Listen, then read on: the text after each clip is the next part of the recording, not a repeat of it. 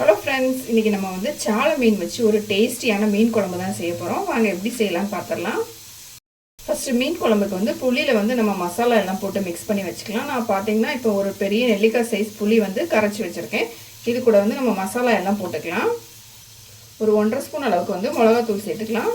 நீங்கள் காரத்துக்கு தக்கன சேர்த்துக்கோங்க. ஒரு 3 ஸ்பூன் அளவுக்கு தனியாத்தூள் சேர்த்துக்கலாம். ஒரு 1/2 டீஸ்பூன் அளவுக்கு மஞ்சத்தூள் எடுத்துருக்கேன். இதையும் நம்ம இது கூட போட்டுக்கலாம். இது எல்லாத்தையுமே வந்து கட்டி இல்லாமல் நல்லா கரைச்சி வச்சிடலாம். கை வச்சு நல்லா மிக்ஸ் பண்ணிக்கோங்க. அப்போ தான் வந்து எல்லாமே கட்டி இல்லாமல் நல்லா கரைப்படும். இப்போ பார்த்தீங்கன்னா மசாலா எல்லாமே வந்து நல்லா வந்து புளி கூட மிக்ஸ் பண்ணி வச்சுட்டேன். புளி கரைச்ச பிறகு மிக்ஸி ஜார் ஒன்று எடுத்துக்கலாம். இதில் பார்த்தீங்கன்னா ஒரு வெங்காயமும் 2 தக்காளியும் கட் பண்ணி வச்சுருக்கேன். அதை வந்து நம்ம இதில் போட்டுக்கலாம். மிக்சியில் தான் அரைக்க போகிறதுனால கொஞ்சம் பெரிய பெரிய பீஸாகவே கட் பண்ணி எடுத்துருக்கேன். ஒரு 5 பல் பூண்டு எடுத்திருக்கேன். அதையும் நம்ம இது கூட போட்டுக்கலாம். கொஞ்சமாக கருவேப்பிலை எடுத்திருக்கேன். அதையும் நம்ம போட்டுக்கலாம். 1 ஸ்பூன் அளவுக்கு ஜீரகம் சேர்த்துக்கலாம். இதை வந்து நம்ம தண்ணி சேர்க்காமல் அரைச்சி எடுத்துகிட்டு வந்துடலாம். நான் எல்லாத்தையுமே அரைச்சி எடுத்துகிட்டு வந்துட்டேன். பார்த்தீங்கன்னா தெரியும், நான் தண்ணி எதுவும் சேர்க்கல. நம்ம தக்காளிலாம் சேர்த்துருக்கிறதுனால அதில் வந்து நல்லா அரைப்பட்டுடுச்சு. இப்போ பார்த்தீங்கன்னா நம்ம வந்து மீனும் கழுவி எடுத்துட்டோம். புளி கரைசலும் ரெடி பண்ணிட்டோம். வெங்காயம் தக்காளிலாம் கூட அரைச்சி வச்சிட்டோம். இப்போ எல்லாமே ரெடி ஆயிடுச்சு. நம்ம வந்து ஒரு 10 நிமிஷத்தில் டக்குன்னு மீன் குழம்பு செஞ்சிடலாம். நான் இன்றைக்கி வந்து கடாயில் தான் மீன் குழம்பு வைக்க போகிறேன். ஸ்டவ் ஆன் பண்ணிவிட்டு கடாய் வச்சுட்டு ஒரு 2 ஸ்பூன் அளவுக்கு ஆயில் சேர்த்துட்டேன். ஆயில் வந்து சூடாயிடுச்சு. இப்போ நம்ம வந்து கொஞ்சமாக கடுகு சேர்த்துக்கலாம்.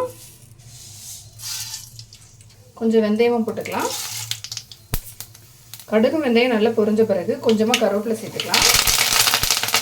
2 பச்சை மிளகாய் எடுத்து வச்சுருக்கேன். அதையும் நம்ம இது கூட போட்டுக்கலாம். பச்சை மிளகாய் சேர்த்த பிறகு நம்ம மிக்சியில் அரைச்சி வச்சுருந்த மசாலாவை இதில் வந்து போட்டுக்கலாம். ஸ்டவ்வை வந்து சிம்மில் வச்சு சேர்த்துக்கலாம்.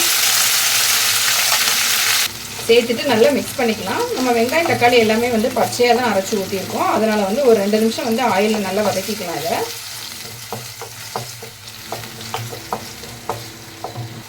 வெங்காயம் தக்காளியும் வந்து ஒரு 2 நிமிஷம் நல்லா வதக்கிக்கிட்டேன். நம்ம இப்போ வந்து கரைச்சி வச்சுருந்த புளி கரைசலை வந்து இதில் ஊற்றிக்கலாம். நம்ம ஏற்கனவே இதில் மசாலா எல்லாமே போட்டு வச்சுருக்கோம். அதனால் அதை வந்து அப்படியே ஊற்றிக்கலாம். இதில் ஒரு முருங்கைக்காய் வந்து இப்படி 2ஆக கட் பண்ணி எடுத்துருக்கேன். அதையும் நம்ம இது கூட போட்டுக்கலாம். இப்போ இந்த குழம்பு வந்து நல்லா கொதிக்கட்டும். கொதித்த பிறகு நம்ம வந்து மீன் சேர்த்துக்கலாம். தேவையான உப்பு சேர்த்துக்கலாம். முருங்கைக்காய் சேர்த்துட்டு நம்ம வந்து மூடி வச்சிடலாம். குழம்பு வந்து நல்லா கொதிக்கட்டும். குழம்பு பார்த்தீங்கன்னா நல்லா கொதிக்க ஆரம்பிச்சிடுச்சு. நம்ம இப்போ வந்து மீனை வந்து இதில் சேர்த்துக்கலாம்.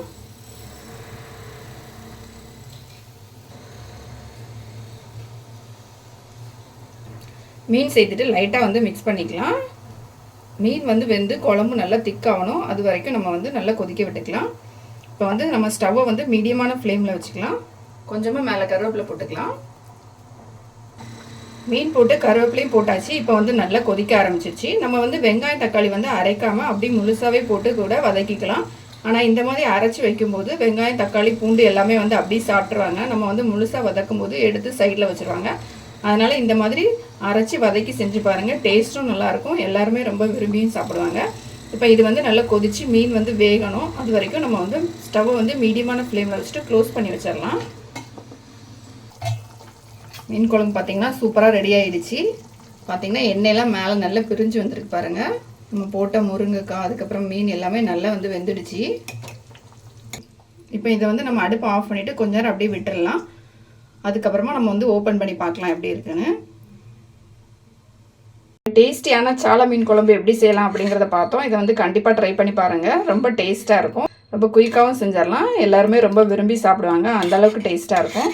இந்த வீடியோ பிடிச்சிருந்தா லைக் பண்ணுங்கள், ஷேர் பண்ணுங்கள். மறக்காமல் என்னோட சேனலை சப்ஸ்கிரைப் பண்ணுங்கள்.